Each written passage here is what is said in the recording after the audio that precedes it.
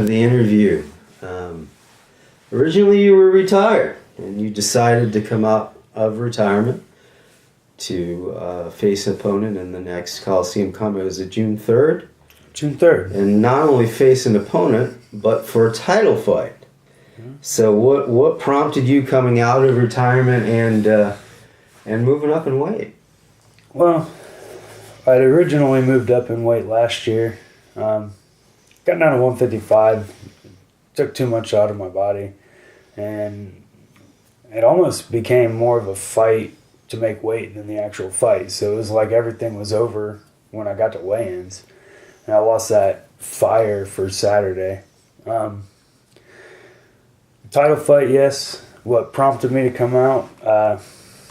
Very few things. I mean, I love my kids and I have a good time with them, but as far as personal satisfaction and enjoyment goes, fighting is one of the only things that can bring it to me. Jiu-Jitsu, training with my buddies, stuff like that. That's the stuff that keeps me happy.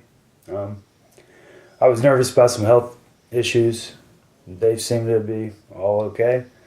So there's no reason not to fight if I want to fight. And why bump up in weight and take a title fight? Well, as far as the Midwest region goes, I'm viewed as one of the better competitors, and I don't want an easy fight. So an undefeated stud from Indianapolis for a belt just seems to make sense. Now, one of the things that's very controversial today, and I know one of the general accepted authorities on fighting mixed martial arts in general is Joe Rogan. And of course, he has a podcast, and Joe Rogan is very anti-weight cutting. And he really feels that there are a lot of occasions where fighters are healthier, they fight better, and put on more dynamic performances when they fight closer to their natural weight. When you talk to people that have cut like ridiculous amounts of weight like that, and then all of a sudden the body just goes, something goes wrong, and your body doesn't want to lose any weight anymore, your kidneys start aching, you get kidney stones. It could be some serious side effects to cutting that kind of weight. Your thyroid too goes shit, man. It's so dangerous. You're literally getting to the door of death 24 hours before you enter into a cage fight. It's the craziest thing that we allow people to do in MMA. The weight cut, if you do it poorly, it'll cause a lot of cardio issues. You've seen people pulling out of huge fights. Khabib just pulled out of the UFC's co-main event last week due to weight cutting issues. Was that a failed weight cut? Yeah, it wasn't. He didn't miss weight. He got sent to the hospital during the weight cut. So yeah, I mean. So it was a failed weight cut. He almost killed himself trying to get the weight off. The last Colosseum Combat lost its main event. During the weight cut down to 185, Keith Smetana got the flu, and when you're already dehydrated and you get sick, it almost like quadruples the effect.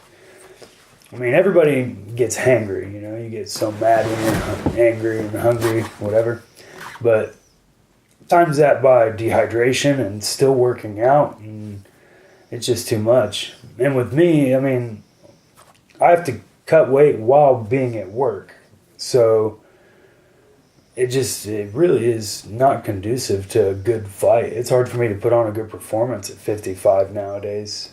My body's just I'm too old. I'm 30. Now, you fought at 170 before, correct? Yeah, I did better at 170 than I ever did at 155, to be honest. And it's easy to think, like, the lower weight class you'll do better, but it's just different dynamics. At 155, guys are a lot quicker.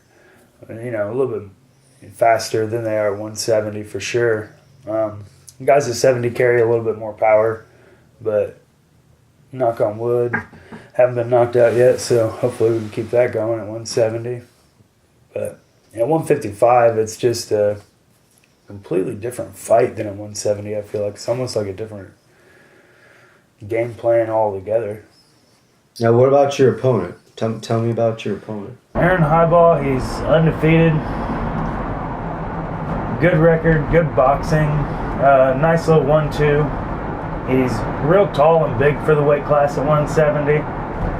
So size will play an issue. But I don't think he is as good on the feet as he is on the ground. He has won most of his fights with ground and pound. I don't expect him to take me down, but, you know, he might. I'm not really sure. I plan on standing, I'm not even gonna lie. Don't really care if he knows. It is what it is. But yeah, he's undefeated until he faces me. Well, I won't ask you to reveal your strategy in a video that's probably going to be seen by thousands of people. But any hints, anything that you can clue the fans into that they might see that's a little bit different with this version of Dan Head at 170? Yeah, I'm carrying a lot more power nowadays. So you can expect to see me standing a lot more. And been working on my head movement, so hopefully I don't bleed as much as I have in the past. Don't even know who you are.